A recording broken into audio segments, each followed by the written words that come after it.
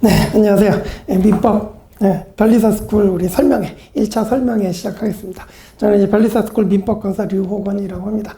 만나서 반갑고요. 오늘은 저 변리사 시험에 대해서 좀 개관하고 그다음에 제가 민법 강사다 보니까 이제 민법 공부 방법론에 대해서 이렇게 이제 좀 말씀드리겠습니다. 자, 일단 우리 이제 1차 그 알아보러 오셨잖아요. 그죠? 이때 여러분들 뭐 이제 그 뭐 시험 과목이나 뭐 이런 거 좀 알아보셨을 거예요. 근데 이제 변리사 시험 이제 변리사 자격증 따려면 1차 시험 있고 2차 시험이 있습니다. 1차 시험은 객관식이고 오지선다. 그러니까 이제 5개 지문 중에서 이제 정답 골라내면 되면 이게 객관식이에요. 그죠? 2차 시험은 이제 논술형. 2차 시험은 여러분들이 이제 백지 여러분들이 채워야 됩니다. 그죠? 근데 이제 우리는 1차, 아시다시피 이제 1차를 합격해야만 2차 시험장에 들어갈 자격이 생깁니다. 그죠? 그래서 여러분들 지금 1차 시험 준비하러 오셨으니까 이제 1차 시험만 말씀드리면 1차 시험은 객관식 오지선다다. 그죠? 그래서 객관식 시험만 보면 된다. 그래서 이제 1차 시험 과목은 이제 1교시, 2교시, 3교시 이렇게 있는데 산업재산권법이라는 게 있고요. 그 다음에 이제 민법 있고 그 다음에 이제 뭐 자연과학 이렇게 있습니다. 그죠? 이 산재법 안에는 특허법, 상표법, 디자인보호법 이렇게 이제 3가지 법이 다 들어있어요. 그죠?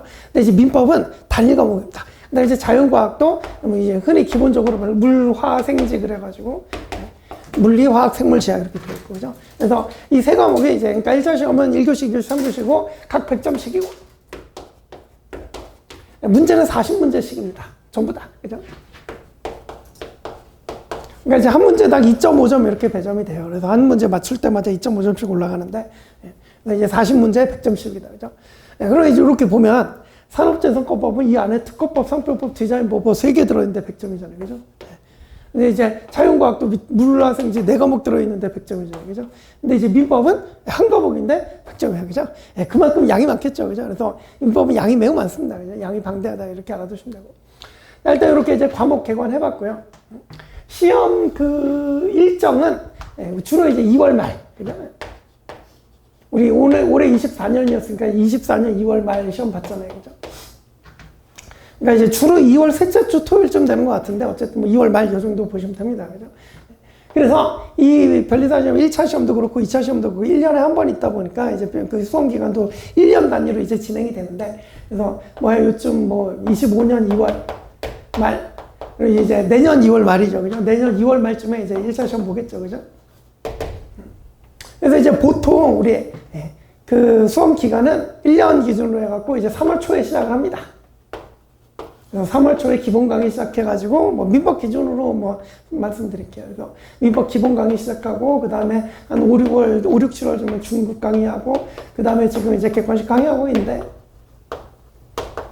그래서 기본 강의, 중급 강의, 객관식 강의, 요게 뭐 이제 학원의 기본적인 커리큘럼 이렇게 돌아가고, 뭐, 물론 이때 이제 뭐 중급 강의는 안 듣고, 뭐, 기본이랑 객관식만 듣는다든지 아니면, 뭐, 기본이랑 중급만 듣고 객관식만 듣는, 요 강의들은 이제 뭐 좀 옵션이라고 생각하셔도 되고, 그죠? 그래서 이렇게 이제 3번 이렇게 강의 듣고, 그 뒤로부터, 이게 한 10월쯤, 9월 말쯤 끝납니다. 그래서 이제 10월부터 이제 한 5개월쯤 남는데, 요때가 이제 여러분들이 이제 혼자, 그죠? 열심히 이제 공부를 하셔야 되는 그런 부분들이다. 그래서 이때까지는 이제 강의랑 같이 가고, 그죠? 이 뒤로는 이제 강의 부담 없이 이제 스스로, 그죠? 이렇게 좀 마무리 단계라고 보시면 되죠. 이렇게 이제 그 1년의 일정을 생각하시면 되겠다. 그죠? 자, 그런데 이제 오늘 여러분들한테 뭐 이제 민법 개관도 이제 중요한 얘기지만 여러분들 지금 뭐 지금 이제 10월이잖아요. 그죠? 10월 초. 그래서 여러분들은 요게 제일 궁금할 거야. 지금 여러분들 지금 이때요. 그러니까 이제 올해 종합반도 우리 올해 3월 초에 시작해갖고 지금 이미 그 종합반 친구들은 기본 중급 객관식 강의까지 거의 수강하고 지금 요 단계 와 있다. 그죠? 여러분들 요때 지금 진입을 알아보고 계시는 거잖아요. 그죠? 그래서 요때 이제 제가 보긴 봤어요. 그러니까 이제 지금 이제 10월 초에 이제 설명회 듣고 이제 뭐 진입하러 오셔가지고 몇 개월 남았어요. 지금 거의 11, 12일 2월달 뭐 반쯤밖에 안 되겠지만 많이 봐줘도 이제 4개월 반, 그죠? 이 정도 남았는데 이 기간 동안 바짝 해가지고 이 다음에 1차 붙으시는 분 보긴 봤어요, 그죠? 물론 그 수가 많지는 않죠. 매우 어렵습니다, 그죠? 왜냐하면 조금 이따 민법 말씀드리겠지만 민법 기본 강의만 50회래요. 50회인데 이게 한 회당 3시간이라고 생각하시면 돼요. 한 회당 3시간이라고 생각하시면 되는데, 그래서 이제 평일 기준으로 이제 주 5일, 월화수목금 이렇게 5회씩 해갖고 10주를 강의해야 돼. 그죠? 10주 하면은 이제 2개월 반 정도 됩니다. 민법 하나, 기본 강의 하나 듣는데 2개월 반 걸립니다. 그죠? 그러면 이제 특허도 해야지, 뭐 상표도 해야지, 디자인도 해야지, 그죠? 시간이 턱도 없이 보죠. 게다가 이게, 법 과목이라는 게 여러분 한 번 봐갖고 이제 절대로 점수가 나오는 과목이 아니에요. 그죠? 그러다 보니까 지금 이제 4개월 반밖에 안 남았다. 현실적으로 힘든 건 맞습니다. 그죠? 자, 그런데 이제 여러분들이 이제 생각하셔야 되는 게, 이 25년 2월 말 시험 있으면 여러분들이 현실적으로 이제 26년 2월에 보는 이 시험을 또 이제 생각을 하고 계실 텐데, 이게 우리가 항상 사람 마음가짐이 처음부터 여기 보고 들어가면 절대 안 됩니다. 그죠?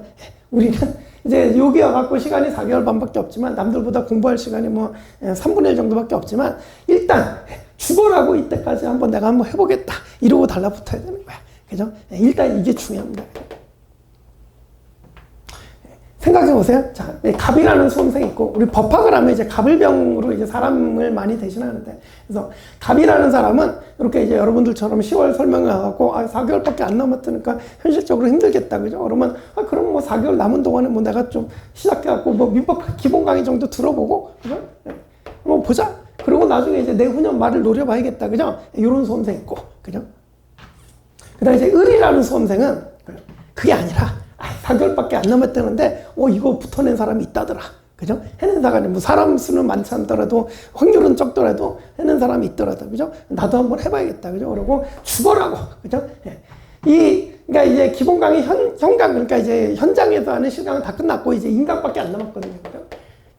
근데 인강은 또 이제 뭐, 좋은 게 뭐예요? 하루에 2회를 들을 수 있다. 그죠? 그러면 이게 이제 2개월 반 걸렸던 게, 그죠? 2개월 안쪽, 그러니까 50배가 이제 25회로 줄어들잖아. 25일로 줄어든다고 해야죠. 그죠? 하루에 2개씩 듣는다. 그죠? 그렇게 이제 뭐 이제 진짜 그냥 정말 열심히 해가지고 4개월 반에 붙겠다고 이제 작정을 하고 달라붙었다. 그죠? 그래서 이때 시험을 봤다. 그죠? 붙으면 정말 매우 좋은 거고, 그죠? 정말 이제 진짜 좋은 거고, 만약에 떨어졌다 하더라도 이 시험을 생각해 볼 때 누가 붙겠어요? 나중에 여기 가서. 그죠? 이 생각을 해보면 여러분들 절대로 지금 10월쯤에 이제 알아보실 텐데, 사실은, 그러니까 이 시험을 기준으로 보면 너무 늦게 오신 거고, 이 시험을 기준으로 보면 매우 빨리 잘 오신 거예요. 그죠? 그런데 이 매우 빨리 잘 오신 거라는 그 효과를 얻기 위해서는 절대로 이거 목표다 그러고, 뭐 그냥 기본 강의는 한번 들어두고, 뭐, 그죠? 이 마인드로는 이 시험이 이미 그 경쟁률도 매우 지금 시험 보려는 수험생들도 매우 많고, 또 그 질도 올라가가지고 점수들 잘 받아요. 그죠? 그래서 1차 시험 통과하는 게 쉽지가 않아요. 그죠? 그래서 이게 시험은 또 이게 가장 중요한 게 시행착오.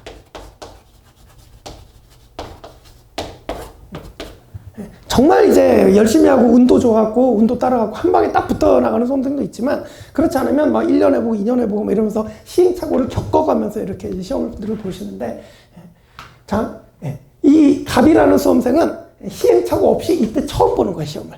맞잖아요. 한번 제대로 본 적이 없잖아. 근데 이 을이라는 수험생은 내가 뭐 죽이 되든 밥죽이 되든 어쨌든 한번 4개월만 해보겠다고 달라붙어 한번 시험 봤잖아요. 그죠? 그러면 시행착오 한번 생긴 거야. 그럼 그 뒤에 어떻게 해야 될지, 누가 더 잘 보이겠어? 당연히 을이 더 잘 보이겠죠. 그죠? 그래서 지금 여러분들이 이제 10월에 이제 설명이 들으러 오셨으니까 제가 제일 먼저 이 말씀부터 드립니다. 그죠? 그래서 그리고 제가 설명회 때마다 드리는 말씀이 있는데, 아직 진입 여부가 고민 중이다 그러시면, 정말 진지하게 신중하게 그 고민을 하고 진입을 하세요. 왜냐하면 이 시험이 열매는 달콤하죠. 아마 지금 변호사 시험이 이제 로스쿨제로 바뀐 이후로는 아마 자격증, 시험만으로 봐서 딸 수 있는 자격증으로서는 아마 우리나라에서 지금 제일 좋은 자격증이 아닐까 합니다. 그죠? 뭐 이름값도 그렇고, 그죠? 근데 그만큼 어렵습니다. 그래서 이 시험 들어왔다가 뭐 1차 시험 몇 번 보고, 2차 시험도 있잖아요. 그죠? 1차 시험만 2번 떨어졌다, 3년 만에 1차 붙었다 그러면 2차 시험 한 번에 또 못 붙어요. 그러면 뭐 2년, 3년 또 지금 여러분 이 젊은 날의 중요한 인생이 한 5년 정도 그냥 지워져 버릴 수가 있습니다. 그죠? 이거만큼 이제 어렵고 힘든 시험이기 때문에 여러분들이 이제 아직 진입 여부가 고민 중이다 그러면 이 변리사라는 직업에 대해서 이제 내가 정말 이거를 좀 해야겠다 라던가, 그죠? 이런 그런 좀 잘 알아보시고, 그죠? 그래서 정말 내가 이걸 해내야겠다 이런 마음이 들 때 진입하시는 거예요, 그죠? 근데 지금 이미 10월이면 늦었다 그랬죠, 그죠? 정말 신중하게 고민을 하시되 이 고민 기간이 길어지면 돼요, 안 돼요? 안 돼요. 이 고민 기간이 길어져 갖고 막 겨울방학 넘기고 내년 3월에 뭐 진입 여부 결정했다 그러면은 그때는 남들이랑 똑같이 시작하는 거야. 지금 이미 일찍 와갖고 설명을 듣고 있는 이런 좀 메리트가 떨어진다는 얘기죠, 그죠? 그래서 신중하게 고민을 하시되 결정은 빨리 내리시고, 그 다음에 한번 그러니까 안 하겠다 그러면 뭐 이제 뭐 딴 길 찾아가시면 되는데, 하겠다고 마음을 먹은 순간부터는 그 다음부터는 뒤도 보지 말고 달리셔야 됩니다. 그 다음부터는 그냥 그날부터 시작해. 그러니까 여러분들이 오늘 설명회 들으시면서 아직 내가 이걸 해볼까 말까 어떤 시험인가 이런 거 알아보고 오셨다면 최소한 뭐 일주일 내에 결정을 하시고, 그냥 시간 질질 끄지 말고, 한번 또 진입 여부를 고민하시다가 이제 진입 쪽으로 결정이 났다 그러면 바로 그날부터 지금 이미 내년 제가 4개월 반 남았는데 이거 붙어보시라고 이제 발버둥 쳐보시라고 그랬잖아요, 그죠? 그러니까 만약에 진입 여부 결정 났다 그러면 그날부터 바로 그냥 인강 이거 시작하셔야 돼. 하루에 2회씩, 그죠? 엄청 힘듭니다, 이거. 여러분 이제 기본 강의 들은 친구들 이제 얘기를 들어보면 하루에 1회 소화하는 것도 엄청 힘들어요, 이게. 왜냐하면 공부에 양이 있기 때문에. 근데 이걸 갖다가 이제 인강으로 하루에 2회씩, 그죠? 이걸 남들 50일 동안 듣던 걸 25일로 줄여들어야 되잖아요, 그죠? 이러면 진짜로. 그러니까 이제 3월쯤 진입하시는 분들은 뭐 주말에, 저도 이제 그런 얘기, 주말은 좀 쉬고 이제 월화수목금 열심히 해라 그러는데, 지금부터는 주말 이런 거 없어요. 그냥 모든 날이다. 빨간 날이고 뭐가 없어요. 그냥 모든 날이다. 공부하는 날이고, 그 밀도도 매우 단단해야 돼, 그죠? 그러지 않으면 붙어낼 수가 없어요, 그죠? 그래서 그렇게 이제 생각하시고, 그죠? 그래서 진입 여부는 신중하게 결정하시되, 여부가 결정되는 순간은 이제 뒤도 보지 말고 바로 그날부터 그냥 인간 끊어갖고 그냥 달리시는 거예요, 그죠? 그래서 절대로 루즈하게 하면 안 되고, 내년 2월에 내가 붙겠다 이런 마인드로 시험도 반드시 아직 기본 강의 다 안 들어도 무조건 시험 끊으세요. 접수하셔가지고 내년에 시험장 무조건 가보셔야 됩니다, 그죠? 그래서 이때 처음 들어가는 것보다는 아무래도 한번 들어갔다가 나중에 한번 들어가 보는 게 훨씬 나아요, 그죠? 그래서 시행착오도 겪어보시고, 그죠? 그래서 토익도 미리 따놓으세요. 토익도 미리 따놓으시고 당장 내년 시험에 한번 들어가 보셔야 돼요, 그죠? 그리고 그때까지 정말 열심히 해가지고 한번 붙어보겠다고 한번 매달려 보세요, 그죠? 그게 합격의 지름길, 시간을 이 시험은 이제 어떻게 하면 빨리 붙을 수 있을까? 그걸 고민을 하시는 게 제일 중요한 거예요, 그죠? 그래서 이렇게 여러분들 이렇게 말씀드렸고, 자 이제 이렇게 이제 과목 말씀드렸고 이제 민법에 대한 얘기를 좀 해봅시다. 자, 그래서 제가 오늘 프린트 하나 나눠드렸는데 이제 민법의 특성이라고 돼 있어요. 그래서 제목을 보시면 수험생들이 다른 과목보다 특히 민법을 어려워하는 이유가 있다. 뭐냐? 다음 주 양이 밑줄만 따라오시면 돼요. 양이 엄청나게 방대하다는 얘기죠. 요게 이제 나가다 보면 이제 제가 쓰는 교재가 이제 포인트 민법. 수험서입니다, 수험서. 변리사 수험생을 위해서 쓰는 이제 변리사 수험서예요. 이게 이제 한 1080페이지 정도 됩니다. 나가시다가 이제 그 견본이 있어요. 저 바로 오른쪽에 여기 견본이 있는데, 그 책의 내용은 뭐 여러분들 지금 보셔도 소용없으니까 책 두께만 한번 봐보세요. 얼마나 두꺼운지, 그죠? 그 안에 글자가 막 촘촘히 막 박혀 있습니다, 그죠? 그리고 대충 보시면 이제 아마 외계어처럼 이제 이게 무슨 소리예요? 이런 말들이 써 있을 거예요, 그죠? 그런 걸 1080페이지를 봐내셔야 됩니다, 그죠? 그래서 양이 이제 이렇게 많다, 그죠? 그래서 아까도 말씀드렸지만 기본 강의할 때 이제 50회 걸린다. 주 5일째로 10주 걸린다, 그죠? 이렇게 양이 많다. 그래서 보시면 첫 페이지를 넘기기 시작해서 마지막 페이지를 닫는 데까지 통상 빠르면 2개월에서 3개월까지 소요가 됩니다. 이것도 강의의 도움을 받으면서 이제 강의랑 병행할 때 이 정도 속도 나오고, 만약에 혼자 독학을 한다, 1년 내내도 아마 민법을 제대로 이해하지 못할 확률이 높습니다. 왜냐하면 판례고 뭐고 뭐 읽어보시면 이제 도대체 무슨 소리인지 모르니까요. 자, 그래서 이렇게 이제 많고, 자, 그 다음 이제 두 번째 문단을 보시면, 두 번째 중요한 이유는 각 단원의 연관성이라고 되어 있는데, 이 민법도 과목은 단일 과목이지만 요 안에 목차가 있겠죠. 가장 큰 목차, 대목차로 나눠보면 민법 총칙, 물권법, 그 다음에 이제 채권법이 또 나뉘게 있는데, 채권은 또 이제 총론하고 강론하고 이렇게 또 나뉘어져 있어요, 그죠? 그래서 크게 네 단어로 나눌 수가 있는데, 40문제라고 그랬죠? 12문제, 12문제, 8문제, 8문제, 이렇게 해서 이제 40문제가 나옵니다. 12, 12, 88, 이렇게 해서 40문제가 나오는데, 교재, 이게 조문의 우리 민법 조문의 순서고 교재의 순서예요. 그죠? 그래서 이렇게 이제 순서대로 배우게 되는데, 문제는 뭐냐면, 얘네들이 여러분들 보기 좋으라고 순서대로 쭉 읽어나가면 되는 그런 구조가 아니에요. 그죠? 그러니까, 민법 총칙이란 게 뭐냐면, 물권, 채권, 뭐 이런 거 있죠? 여기에 공통되는 내용이죠. 그죠? 총칙이잖아요. 그죠? 그래서 민법 전체 총칙이잖아요. 그죠? 그래서 물권, 채권 이런 데 공통되는 내용들이 다 들어있습니다. 그리고 물권이라는 것도, 이제 물권이 뭐 여러분 소유권은 뭐 물권이 뭔지 몰라도 소유권은 아시잖아요. 그죠? 그래서 소유권 뭐 이런 게 물권이고, 그죠? 채권은 뭐 돈 빌려줬다 받을 때 뭐 이런 게 채권인데, 자, 물권이 변동이 되려면 채권이 먼저 생기고 나서 그걸 통해서 이제 물권이 또 변동해요. 그러니까 쉽게 얘기해서 물권하고 채권도 뚝 떨어져 있는 게 아니에요. 그죠? 물권이 변동이 되려면 채권이 먼저 생기고 채권에 의해서 물권이 변동되는 이런 과정을 거치거든요. 그죠? 그러니까 얘네들도 다 연결이 돼 있어. 채권법은 총론하고 강론 당연히 연결이 돼 있겠죠. 그죠? 연결. 이게 무슨 의미냐면, 자, 내가 민법 총칙을 잘 알아야겠다 그러고 민법 총칙만 100번 읽어도 민법 총칙이 제대로 이해가 안 됩니다. 왜? 이 뒤에 있는 걸 알고 와서 봐야 비로소 그때 제대로 이해가 됩니다. 다 섞여 있으니까. 이해가죠? 그죠? 그래서 이제 여러분들이 이제 시험에 들어오면 회독이라는 말을 자주 쓰게 됩니다. 회독. 자, 처음부터 한번 봤다? 몇 회독? 1회독. 그 다음에 다 보고 나서 돌아왔다? 또 한 번 봤다? 그럼 이제 2회독. 또 한 번 보고 또 돌아와서 또 한 번 더 봤다? 그러면 3회독. 이런 식으로 가는 거예요. 그죠? 그러면 1회독 할 때는 사실은 이걸 알아야 이걸 알 수가 있는, 이걸 알아야 얘를 제대로 이해할 수 있는데 이걸 모른 채로 봐야 되잖아요. 그죠? 그럼 얼마나 어렵겠어요. 이게. 그죠? 그러니까 이제 앞에 있는 강사의 일이 그런 거죠. 그죠? 이 뒤에 있는 사례까지 막 끌어다가 설명드리고 어떻게든 이해시켜드리고 이제 갑니다. 그죠? 그러고 막 가는 거예요. 그죠? 그럼 이제 강의 들을 때 무슨 소리인 줄 알았는데 사실 제대로는 뭔지 모르지. 그죠? 그래서 어느 순간에도 제대로 좀 알게 되냐? 최소한 3회독 정도는 돼야 된다고 얘기를 해요. 끝까지 다 보고 와서, 이게 이런 내용이구나 보고 와서 또 볼 때보다, 이게 진짜는 그런 거였구나. 그리고 또 한 번 더 3회독쯤 되면은 이제 연결되는 내용들이 막 머릿속에서 연결이 되면서, 이게 진짜 이런 얘기였구나. 이렇게 이제 알아가는 과정이 된단 말이에요. 그죠? 그래서, 그게 이제 그 두 번째 문단의 각 단원의 연관성이라는 거예요. 그래서 밑줄 보시면, 뒤에 나오는, 예컨대 민법 총칙 같은 거는 뒤에 나오는 물권이나 채권을 알아야, 그래야 비로소 앞에 있는 민법 총칙을 제대로 이해할 수 있다. 그죠?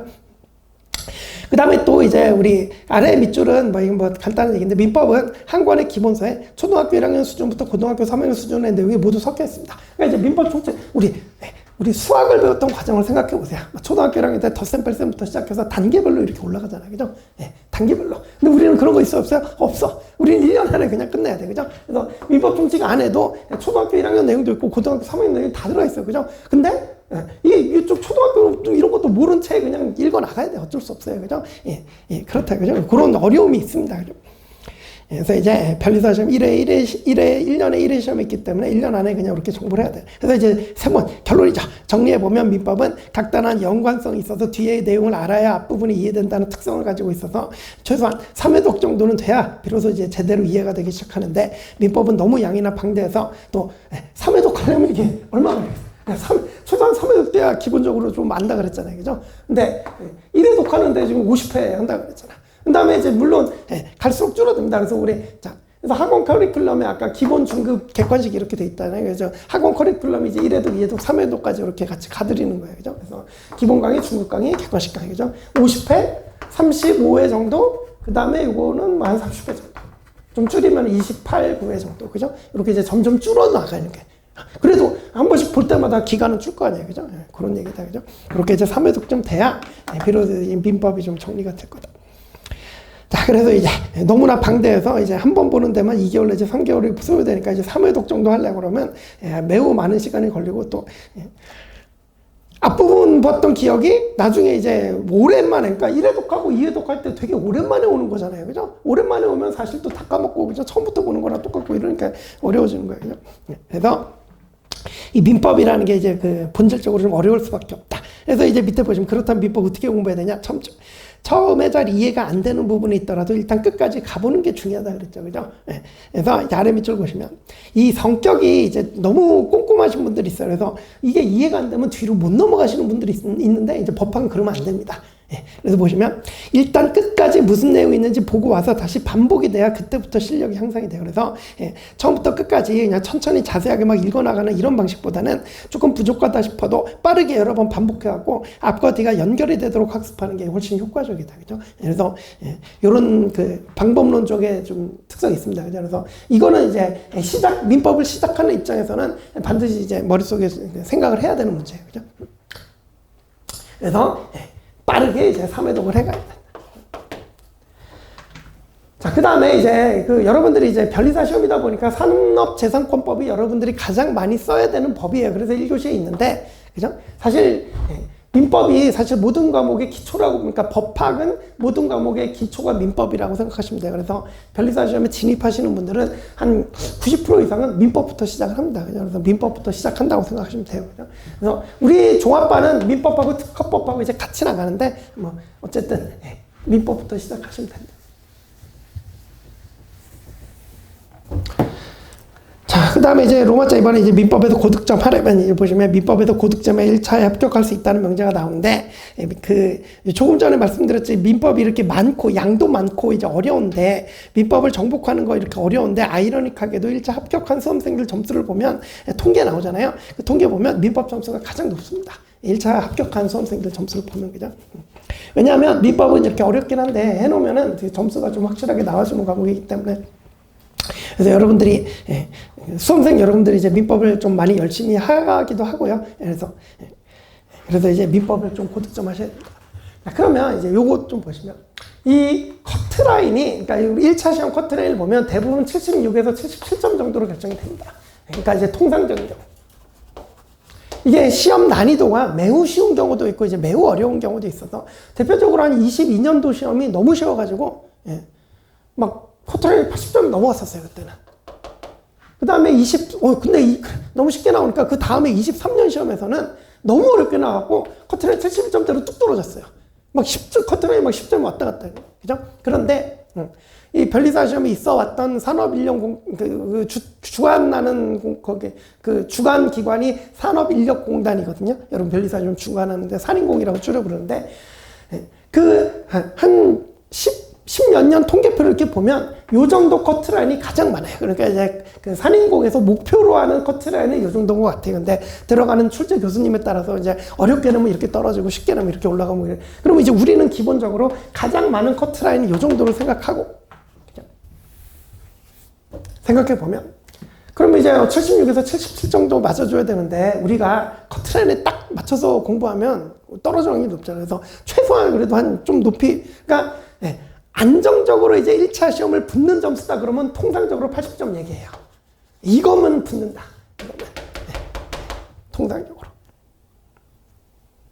이 정도 나오면 붙는다. 이렇게 이제 얘기를 하거든요. 그래서 우리의 목표는 일단 1차 80점 생각하시면 돼요. 그죠? 너무 쉬워버리면 이게 좀 넘어갈 수도 있는데 그런 거는 좀 아주 예외적인 경우니까 우리는.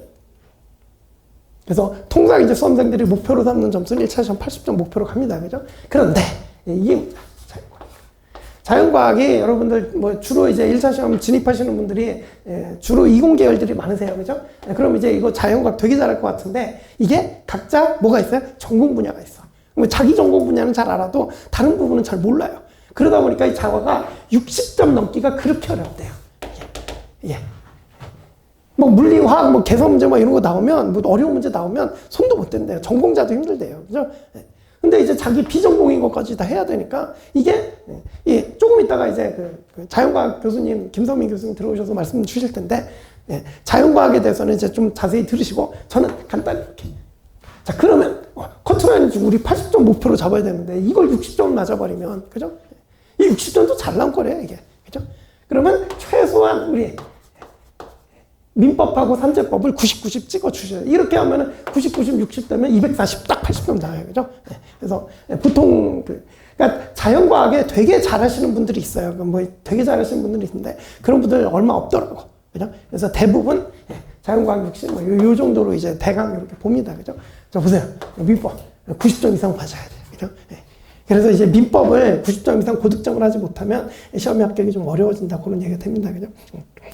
자, 그럼 이제 민법에서 고득점을 하면 어떻게 공부해야 되냐. 그죠? 1번에 이제 이해와 암기의 반복이라고 돼 있는데, 이건 제가 여러분들이 이제 이공계열 분들이다 보니까 너무 이해에 치중하시는 경향이 있어. 그죠? 근데 이제 우리는 수험이잖아요. 그러니까 암기도 적절히 병행을 해야 돼. 그죠? 그래서, 예, 여러분들 뭐 이 시험 진입하시는 분들은 이제 뭐 공부는 사실 도사들이에요. 그죠? 그래서 뭐 이거는 뭐 간단히 그냥 뭐 이렇게 말씀드리고 넘어갈게요. 그래서 맨 밑에, 맨 밑에 그 문단만 보시면 굵은 글씨죠. 이해와 암기는 어느 하나에 치중해서는 안 되고 이해와 암기를 반복하는 과정에서 서로 시너지 효과를 일으킬 수 있도록 공부를 해야 돼요. 특히 법학은 그래요. 일단 민법 총칙 모르는 상태에서도 봐야 된다 그랬잖아요. 그죠?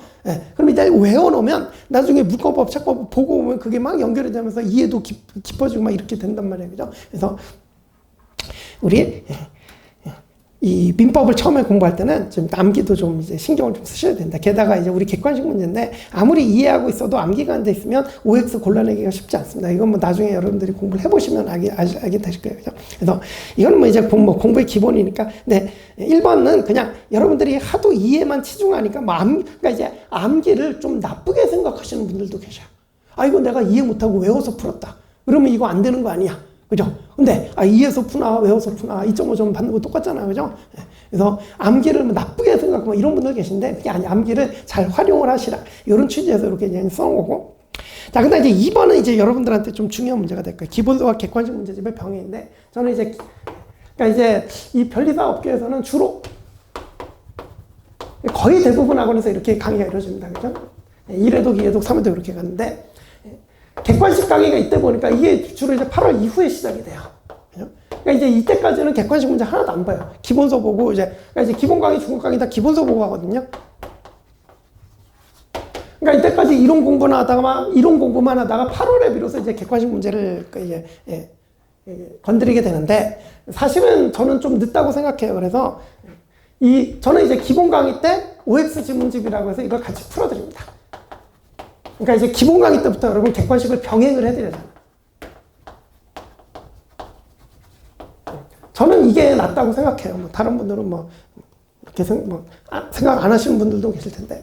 그러니까 제가 아까 제 책을 말씀드리면 포인트 민법이라는 게 기본서고요. 그다음에 이제 포인트 민법 객관식이라는 게 있어요. 이게 아까 1080쪽쯤 된다 그랬죠, 그죠? 이 포인트 객관식은 1300페이지가량 돼요. 나가시다가 두께만 보세요. 엄청 두꺼워요. 포인트 민법 객관식. 이거는 변리사 기출 문제만 들어있는 게 아니라, 그러니까 우리나라에서 보고 있는 민법 시험이라는 건 거의 대부분 이 안에 들어있다고 생각하시면 돼요. 그만큼 방대해요. 그죠? 그런데 이 두꺼운 객관식 문제집을 기본 강의랑 같이 병행을 할 수는 없잖아요. 그죠? 이거는 못해요, 여러분들이. 그죠? 그래서 포인트 민법 OX 지문집이라고 그래갖고 이거는 우리가 여러분들이 가장 필요한 기출문제가 변리사하고 변호사예요. 그러니까 이제 변리사 기출하고 변호사 기출 두 가지만 들어있어요, 여기는. 그래서 이거는 뭐 한 800페이지 정도 돼요. 얇아요, 이거는. 나가서 보시면 아시겠지만. 이 포인트 객관식이 이만하고 OX 지문집이 요만해요. 그죠? 그래서 저는 이제 기본 강의하면서 OX 지문집 병행해가지고 또 중급 강의하면서도 병행해가지고 OX 지문집 이렇게 기출문제 같은 거 정리하고 그 다음에 이제 이걸 바탕으로 해서 이제 8월에 객관식 문제로 넘어가는 이런 식으로. 그래서 저는 기본 강의할 때부터 이제 객관식을 병행을 한다. 그죠? 그래서 강의하고 나면 여러분들이 집에 가서 그 오늘 나간 부분을 기본서를 정독을 하시고 그 다음에 해당 부분 기출문제까지 풀어오시면 다음 강의 시작할 때 이제 기출문제를 먼저 한 2~30분 풀어드리고 그 다음에 이제 다음 진도 나가고 뭐 이런 식으로 해갖고 객관식을 좀 병행해야 된다. 자, 이게 3월달 때부터 이렇게 하는 게 저는 뭐 좋다고 생각하고, 근데 특히 이제 여러분들 지금 10월 진입이잖아요. 그죠? 2월에 객관식, 2월에 이제 시험을 보셔야 되는데 4개월밖에 없는데, 그죠? 기본서만 보고 들어갔다가 OX 맞출 수 있겠어요? 안 돼요. 그러니까 여러분들은 10월 진입해서 4개월밖에 없다 그러면은 이 OX 지문집 이거는 여러분들 포기하셔야 돼. 그러니까 당장 내년 2월에는 포인트 객관식 포기하셔야 돼요. 그냥 지문집만 보고 들어가셔야 돼요. 얇으니까. 그죠? 요건 볼 수 있거든요. 그죠? 그래서 요거라도 보시고 들어가면 그래도 민법 어느 정도 점수 좀 내가 이 정도 보고 들어갔는데 민법 어느 정도 점수 나온다 이런 거 체크해 보실 수도 있고 진짜 잘 되면은 이제 떡하고 붙으실 수도 있고 그죠. 그래서 이렇게 여러분들은 이제 10월에 진입하시니까 객관식 반드시 병행하셔라 그죠. 두꺼운 건 안 됩니다. 두꺼운 건 독이에요. 오히려 얇은 거 그죠. 이거 하나 병행해가지고 그리고 이제 2월 시험 가져가시면 되겠다 그죠.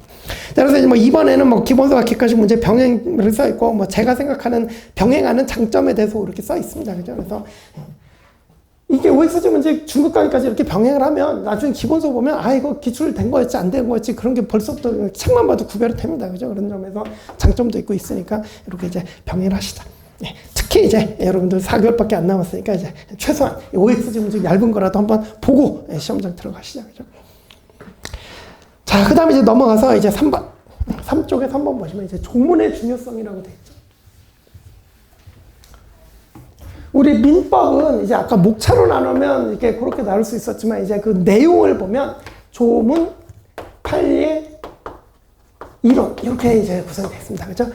조문은 말 그대로 민법 조문이에요. 민법 규정. 그죠? 여러분 민법 뭐 조문 있어요. 그죠? 이게 우리 가족법은 시험법이 아니어갖고 재산법까지만 있으니까 이제 한 761조부터 766조까지 이렇게 있는데 이게 이제 조문. 그다음에 이제 판례가 뭐냐면 이게 대법원 판결문이라고 생각하시면 됩니다. 대법원 판결문. 그 다음에 이제 이론은 주로 이제 견해대립의 형태로 나타납니다.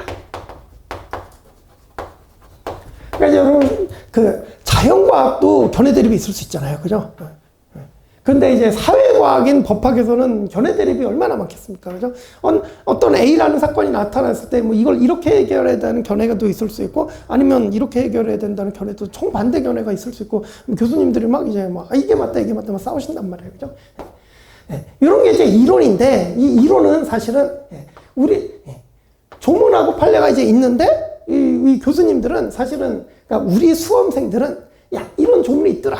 이런 판례가 있더라. 이런 건 이제 우리 수험생들이 이제 접근하는 수준이고, 교수님들은, 야, 이런 조문과 이런 판례가 있는데, 이 우리나라 민법이 올바른 방향으로 가려면 어느 쪽으로 가야 되냐. 이걸 한참 위에서 이걸 고민하시는 분들이 교수님들이잖아요. 연구하시는 분들, 그죠? 그런 분들이 이제 이렇게 연구를 한단 말이죠. 자, 그럼 이제 우리 객관식 시험을 생각해 봅시다. 나올 수 있어요, 없어요? 어떻게 나와요? 정답이 없는데. 그죠? 정답이 없잖아요. OX가 나와야 되는데, 이 교수님에 따르면 이게 맞고, 이 교수님에 따르면 이게 맞고, 그죠? 그러니까 이론은 출제 비중이 떨어질 수밖에 없어요. 그죠? 그래서 그냥 5% 정도 미만, 뭐, 이 정도 생각하시면 됩니다. 그죠? 그래서 출제 비중이 가장 높은 게 판례 한 80% 이상이라고 생각하시면 됩니다. 그 다음에 이제 뭐 조문은 뭐 10에서 15% 정도만, 그죠? 그러니까 이제 저도 뭐 적어놨지만 읽어보시면. 출제 비중으로 보면 판례 뭐 거의 구체적인 숫자는 중요하지 않아요. 그죠? 판례가 뭐 70% 이상, 뭐 조문이 약 25%, 뭐 이론이 막 5% 미만 이렇게 이제 순서로 출제가 된다 그랬잖아요. 그죠? 그러면 가장 많이 출제되는 건 뭐예요? 판례. 왜냐하면 대법원이 결정을 내려줬으니까 이거는 정답이 있어요. 그러니까 우리 항상 객관식 문제 풀다 보면은 여러분 기출 문제 보시면 다툼이 있는 경우에는 판례에 의함이라는 문구가 거의 대부분 문제에 들어있어요. 그래서 이 판례가 정답의 기준이 됩니다. 그래서 이 대법원 판결문이 판례가 정답의 기준이 돼요. 그러니까 무지하게 나오죠. 그죠? 이 판례가 80% 이상이다. 그죠? 뭐 7, 80% 정도다. 그죠? 그래서 여러분들도 판례를 제일 열심히 공부하죠. 그죠? 그런데 이 판례가 어디서 나와? 조문이 있는데, 그러니까 아예 조문이 없다. 조문이 없는 부분에 뭔가 사건이 생겼다 그러면 뭔가 메워줘야 되잖아. 그걸 판례가 메워주죠. 그죠? 그 다음에 조문이 있는데 좀 불명확하다. 이게 이쪽으로 돼석될 수 있고 저쪽으로 돼석될 수 있고 뭐 어떻게 해석하고 이것도 판례가 해결된다. 그죠? 그럼 결국 판례는 어디서 나와요? 조문에서부터 나오잖아요. 그죠? 그래서 저는 이제 강조드리고 싶은 게 조문. 여러분들이 판례는 다 열심히 합니다. 출제 비중이 높다 보니까 이제 판례는 다 열심히 하시는데 그러다 보면 조문을 소홀하게 한다. 소홀하게. 그럼 결국 얘가 나중에 가서 발목을 잡는다. 우리 시험에서 뭐 합격하고 불합격하는 것만 한 문제, 두 문제 차이로 막 떨어지는데 출제 비중이 적어도 그죠? 조문 문제에서 잘못해갖고 떨어지는 수험생들이 많이 있단 말이에요. 그죠? 그리고 이 조문을 제대로 모르면 판례도 제대로 이해를 할 수가 없다. 그래서 판례를 제대로 이해하려면 조문의 이해가 먼저 선행이 돼야 된다. 그죠? 그래서 여러분들이 출제 비중이 높다고 판례만 이제 많이 공부하고 조문을 소홀히 하는 경향이 있는데 그러면 안 된다는 말씀을 제가 처음부터 드립니다. 그래서 이제 보시면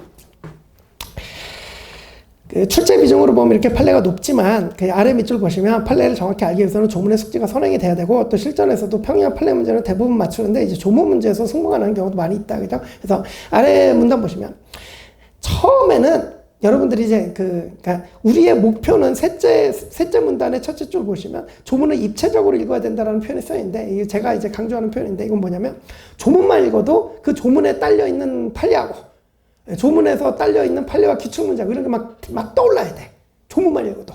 나중에 물론 그 정도가 되려면 이제 3회독 이상이 돼야 그 정도가 되겠죠. 그죠? 그냥 목표라고 생각하시면 돼요. 그죠? 그래서 이러한 목표를 이루려면 처음부터 습관을 잘 들여놓으셔야 돼. 그게 두 번째 문제. 그래서 두 번째 문장 보시면 처음에 여러분들이 조문을 접하면 일단은 국어적으로 무슨 소리 하나 그거부터 생각을 해보셔야 될 거예요. 그죠? 그래서 처음에는 이제 초심자니까, 그죠? 그래서 무슨 소리 하나 국어적으로 이해하는 거에 중점이 될 텐데, 그렇게 공부해 나가면서도 제일 중요한 것은 뭐다? 조문을 대하는 자세. 제가 이제 그걸 잡아드리고 싶은 거야. 그래서 아래 굵은 글씨 돼 있죠? 별도의 조문집을 가지고 다니면서 수업을 들을 때나 기본서를 볼 때나 객관식 문제집을 풀 때나 조문이 나오면 반드시 조문집을 열고 찾아서 확인하고 이런 습관을 처음에 잘 들여놓으셔야 돼요. 그래야 조문과 멀어지지 않아요. 안 그러면 시간도 부족하고 하니까 조문과 점점 멀어지게 돼요. 계속 판례만 신경 쓰게 되고. 그러면 오히려 실력이 좀 빨리 안 늘어. 그래서 기본이 조문이니까, 그죠? 그래서 이제 아래 밑줄, 아래 셋째 문단 보시면 그래서 조문을 입체적으로 읽어야 된다 그랬는데 제가 밑줄 쳐놨죠. 당사자 간의 이해관계라든지 사실관계, 뭐 관련 판례, 기출지문, 조문 하나만 읽어도 줄줄 떠올리면서 이렇게 읽을 수 있어야 되는데 처음부터 이렇게 읽어내는 것은 불가능하죠. 그래서 조문 판례, 기본서, 객관식 문제집을 유계적으로 계속 반복해서 학습하다 보면 어느 순간인가 이렇게 입체적으로 읽을 수 있게 되는데 이렇게 되기 위해서는 이 습관을 처음부터 습관을 잘 들여놓으시라. 이를 위해서 조문집을 항상 옆에 두고 나올 때마다 확인하는 습관이 중요하다. 그래서 초심자라면 우선은 조문의 국어적 의미를 이해하는데 초점을 두고 이제 조문과 친해지는 연습을 하면 돼요. 그래서 초심자라면 민법을 공부할 때 항상 조문집 들고 다니면서 수시로 보는 태도만 잘 길러도 그래도 일단 성공이다. 그죠? 그래서 제가 대표적으로 예를 드는 게 여러분 이제 왔다 갔다 통학하시는 분들, 뭐 지하철에서 멍하니 온다. 돼야 안 돼요? 안 돼요. 조문집 들고 보면서 해야 돼. 버스 타고 왔다 갔다 한다. 그죠? 틈나는 대로 조문집 봐줘야 돼. 그죠? 그래서 나중에 진짜 나중에 막 12월 달 되고 막 시험 3개월 전이다 그러면, 수험생들 보면은 진짜 뭐 열심히 하는 수험생들은 화장실 갈 때도 조문집 들고 뛰어댕겨요. 그죠? 그 정도 돼야 돼, 진짜로. 그죠? 그렇게 이제 말씀드린다. 그래서 초심자는 우리 조문집을 항상 확인을 하는 이런 이제 좋은 습관을 좀 들여놓자. 나중에 이제 매우 도움이 될 거다. 그죠? 자, 근데 이제 4번 교재 선택인데 이건 간단히 말씀드릴게요. 자, 교수님들이 쓴 저서가 있습니다. 교수님 저서. 그 다음에 이제 저 같은 이제 수험 강사가 쓴 수험서가 있다. 제가 아까 제 책이 1080쪽이라 그랬죠. 그죠? 교수님 저서는 기본적으로 2000페이지입니다. 2000페이지가 넘어갑니다. 그죠? 네. 그리고 이 교수님들은 관심이 어디 있다고요? 여기. 우리나라 민법이 어디로 가야 되냐. 여기 관심 많으신 분들이기 때문에 여기에 비중이 높아요. 그죠? 시험에 안 나와? 그러니까, 학술적으로는 매우 훌륭한, 상대가 안 되죠. 그죠? 제가 쓴 수험서는 학술적으로는 상대가 안 되겠지만, 수험을 위해서는 이거 붙잡는 순간 민법만 보는데 1년 갑니다. 그죠? 그러니까 우리 효율성을 위해서는 아무래도 수험서를 보시는 게 낫겠다. 그죠? 그런 말씀 드리고. 자, 그 다음 이제 5번. 여러분 이제 뭐 공부의 도사긴 한데, 이건 제가 좋아하는 말입니다. 학습이라는 단어가 있죠. 그죠? 이게 한자인데, 배울 학, 익힐 습입니다. 우리 변리사 시험을 위해서는 학이 중요할까요? 습이 중요할까요? 습이 훨씬 중요합니다. 그죠? 배우는 것보다 익히는 게 훨씬 중요한 거예요. 그죠? 그래서 우리 민법 강의할 때 제가 예습은 해오라고 안 시킵니다. 왜냐? 읽어봐도 몰라거든요. 그죠? 그래서 보고 나서 복습은 무조건 반드시 열심히 하셔야 됩니다. 그죠? 그래서 복습이 중요하다. 그래서 강의 시간에 배우는 것보다 자기가 스스로 익혀서 이제 자기 것으로 만드는 과정이 반드시 필요합니다. 특히 법학은 그래요. 그죠? 그래서 항상 제가 이제 강의해 보면은, 강의 들을 땐 다 알겠는데 나중에 알고 보니까 하나도 모르겠다. 막 이런 말씀을 하시는 수험생들이 매우 많아요. 그죠? 열심히 하는 수험생들도 그래. 그러니까 이게 쉽지가 않아요. 그죠? 하루에 진도 나가고 그만큼 매일매일 꼬박꼬박 복습을 해내는 과정이 그게 어려운 거예요. 처음에는 여러분들이 뭐 처음에 이제 진입해갖고 각오를 다잡아서 들어오지만 이 각오는 점점 시간이 갈수록 몸이 힘들어지면서 희미해지고 그냥 오늘 못하겠다 내일 해야지 뭐 이런 식으로 가다 보면 그죠? 처음에는 별로 티가 안 나죠. 3월쯤에는. 근데 이게 나중에 어디서 티가 나냐? 이쯤 오면은 꾸준히 해낸 사람하고 꾸준히 하지 못한 사람하고 꾸준히 해낸 사람은 여기서 확 올라가는데 여기 아까 마무리 단계라 그랬죠. 그죠? 그래서 확 올라가는데 이 제대로 이제 복습을 못 하신 분들은 이 힘이 없어요. 이러고 이제 시험장 끌려가는 거야. 그죠? 그러니까 반드시 복습을 열심히 해주라. 그래서 이제 4페이지 보시면 메뉴에 강의 수강으로 이행한 내용을 반드시 자기 것으로 만드는 과정이 반드시 필요합니다. 수험생은. 그죠? 그래서 강사는 길을 열어줄 뿐이에요. 그래서 수험생은 그 길을 반드시 스스로 걸어가 보셔야 돼요. 그죠? 그래서 그게 이제 복습이라고 생각합니다. 그래서 강의 듣고 나면 반드시 그 부분 기본서 정독하고 OX 지문집까지 푸는 거. 그죠? 거기까지. 그죠? 요걸 이제 매일매일. 그날 나간 거 꾸준히 해내셔야 된단 말이에요. 그게 이제 그 하루에 1회 소화하는 것도 쉽지 않다 얘기하는 거예요. 근데 여러분들은 이제 제가 좀 어려운 숙제를 드렸죠. 하루에 2회분씩 해야 돼요. 그죠? 아마 정말, 정말 힘들 겁니다. 몸이 힘들 겁니다. 진짜로. 아플 정도로 힘들 겁니다. 근데 그걸 해내시는 분들이 결국은 나중에 단기간에 합격을 하시더라고요. 자, 그 다음 이제 6번에 이제 공부할 분량의 조절인데 이제 요거 이제 제가 오늘 마지막으로 드릴 말씀 같은데 요거 매우 중요합니다. 제가 이제 강의 때마다 그려드리는 그림인데 24년 시험, 23년 시험, 22년 시험, 21년 시험, 20년 시험 그러면 이런 부분들이 있어요. 그죠? 22년에는 나왔는데 그 전에도 안 나왔고 그 뒤로도 잘 안 나올 거다. 그죠? 이런 부분 다 그런 거야. 그죠? 그런데 이거 뭐예요? 매년 출제되는 거죠? 그리고 여러분들 공부는 어디에 집중이 돼야 돼요? 여기에 집중이 돼야 돼. 그죠?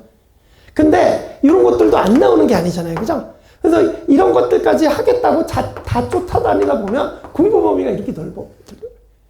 자, 그런데 우리 그 시험을 볼 때는 제가 아까 회독수가 중요하다 그랬잖아요. 그죠? 근데 공부 범위를 넓히면 넓힐수록 반복이 돼야 안 돼요? 안 돼요. 한 번 보는데 기간이 늘어나니까. 그죠? 그러면 결국 뭐에서 탈이 나냐? 나중에 시험 보고 오면 여기서 다 틀리고 옵니다. 이 안에서.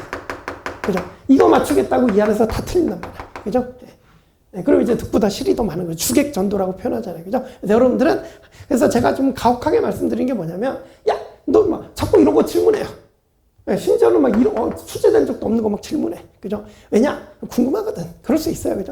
그러면 저는 이런 말, 너 이거 아냐? 모르면 이런 거 생각도 하지 마라. 이거부터 일단 알고 해라. 그죠? 좀 가혹하게. 그죠? 근데 이제 여러분 왜 그러냐면, 이게, 여러분들이 이제 필연적으로 이런 게 있을 수밖에 없어요. 그죠? 우리 사회과학이다 보니까 이럴 때는 조문도 있고 판례도 있는데 그럼 이럴 때는 어떠냐? 조문도 없고 판례도 없어. 그럼 이제 궁금하긴 하지. 이럴 때 어떻게 해결이 될지. 근데 그런 거 신경 쓰면 돼요? 안 돼요? 안 돼. 그건 누구 몫이라고? 교수님들 몫이지. 이건 학자들의 몫이지. 우리 수험생이 그걸 생각하고 있으면 안 되잖아요. 그죠? 우리는 지금 있는 조문하고 판례도 빡시게 머릿속에 넣어가고 들어가기도 이제 바쁜 사람들인데. 그죠? 그렇다. 그죠? 최대한 자제해라. 그죠? 그 다음에 사실 더 중요한 이유는 이거예요. 내가 인생을 걸고 여기 도전을 하는데, 그죠? 내년에 떨어지면 어쩌지? 그러면, 이런 것도 나오는데 떨어지면 어쩌지? 그러면 자꾸 공부 범위가 늘어나. 근데 문제는 뭐냐면, 이렇게 늘리는 사람, 민법에서 이렇게 늘리는 사람이 딴 데 가서 안 늘리겠어요? 사람 성향이 똑같잖아. 그러면 특허 가서도 늘리고, 자문과 가서도 늘리고, 다 늘리고 있어. 그러면 소화가 돼야 안 돼요? 안 돼요. 그러면 소화도 안 된 채로 그냥 머릿속에 선명하지도 않은데 시험장 날짜 되면 끌려가는 거야. 그러면 이제 불합격해서 오는 거죠. 그죠? 근데 이 부분 탄탄하게 반복을 해갖고 자기 걸로 잘 만들어놨다. 그죠? 그러면 여기 있는 것만 다 맞춰도 합격합니다. 그죠? 물론, 근데 이제 저는 기출, 아까 저 포인트 객관식 말씀드렸잖아요. 그죠? 여러분들이 뭐 줄여서 이제 포객 이렇게 이제 뭐 약자로 불러주시는데, 요 포객만 해도 나가면 특급 1400페이지, 1300페이지 된다 그랬잖아요. 그죠? 한번 구경해 보세요. 책이 아니라 무기야. 들어보세요. 그죠? 그런데 이 안에는 다 들어있습니다, 사실. 기출문제 다 모아놨으니까 이런 것도 다 들어있어요. 그죠? 그래서 이런 것까지도 사실은 다 커버가 되니까 걱정 안 하고 이것만 봐도 돼. 그죠? 이걸 벗어나는 문제는 여러분들이 틀리면 남들도 다 틀린다고 생각하시면 돼. 그죠? 그러니까 절대로 공부할 때 양을 늘리는 게 아니다. 그래서 이제 6번 보시면 밑줄 기본기와 절제가 중요하다. 그래서 아래 밑줄 민법 공부를 하다 보면 필연적으로 지적 호기심이 발동하게 되는데 이런 지적 호기심을 충족시키기 위해서 더 넓게 더 깊이 파고들다 보면 민법이 끝이 없습니다. 그죠? 그래서 또 시험을 보면 반드시 생전 처음 보는 지문을 만나게 돼요. 여러분들 공부하는 자세 자체가 야 내가 시험장에 갔을 때 나는 모든 지문을 다 알고 가겠다. 불가능합니다. 그건 저도 불가능합니다. 판례가 얼마나 많은데. 그죠? 그래서 반드시 생전 처음 보는 지문을 만나게 되는데 반드시 합격해야 된다는 불안감에 이런 지문들까지 모두 커버한답시고 내가 보는 교재에 빠져있는 판례가 있는지 아니면 내가 모르는 어려운 판례가 더 있지는 않은지 불안해하면서 막 인터넷 찾아보고 막 이것저것 찾아가면 공부의 양을 늘리기 시작하면 그럼 이제 불합격의 길로 가는 거예요. 그죠? 그래서 이제 수험생, 그 밑에 문단에 있죠. 수험생활에 있어서는 항상 지적 호기심과 불안함에 대한 적절한 제어가 필요해요. 그래서 남들 이제 이거는 제가 단언할 수 있어요. 1차는 남들 못 맞추는 문제까지 맞춰야 합격하는 시험 절대 아닙니다. 남들 다 맞추는 문제만 다 맞춰도 거기서 실수만 안 해도 분명히 합격합니다. 그죠? 합격하는데 지장이 없어요. 그래서 여러분들은 수험을 위해서 민법을 공부하시는 분들인 만큼 지적인 호기심이나 불안감을 잘 억제해서 공부할 분량을 최소화해서 딱 그만큼 시험장에 들어갈 때 가장 선명하고 명확하게 이렇게 만들어서 들어가면 되는 거예요. 그죠? 그렇지 못하고 뭐 머릿속에 희미하게 이렇게 들어가잖아요. 100패하고 나옵니다. 그죠? 100점 100패야 그러면. 그죠? 그래서 굵은 글씨죠. 결론 남들보다 더 많이 하려고 애쓰지 마시고 모든 기본서나 문제집에 다 나와 있는 조문과 기본 판례 이런 걸 더 정확하고 선명하게 자기 것으로 만들기 위해 노력하다 보면 이제 합격이 빨리 온다는 거죠. 되셨죠? 그죠? 그래서 이렇게 이제 공부할 분량을 잘 조절하셔야 된다. 그죠? 근데 이게 어려워요. 이렇게 말씀드려도 어려워요. 이것 때문에. 그죠? 어쩔 수 없이 수험생들은 이거를 1년 내내 달고 살 수밖에 없어요. 그죠? 그래서 자꾸 이렇게 가게 되는데, 그래서 이제 뭐 종합반 같은 거 질문 받고 그러면 이런 안 봐도 된다 뭐 이런 식으로 계속 얘기를 해주고 그러죠. 그죠? 그렇습니다. 자, 그래서 이제 그 마치면은 뭐 됐고, 이렇게 이제 오늘 그 분리살처리의 대충의 개관과 민법 공부 방법론에 대해서 좀 말씀을 드렸습니다. 그죠? 그래서 말씀을 드렸고, 이제 나중에 진짜로 여러분들한테 한번 기회가 된다면 민법을 한번 강의해드리고 뭐 이런 기회가 될 수 있으면 좋겠습니다. 수고 많으셨고, 우리 다음에 기회에 또 뵙겠습니다. 수고 많으셨습니다. 네, 고맙습니다. 고맙습니다.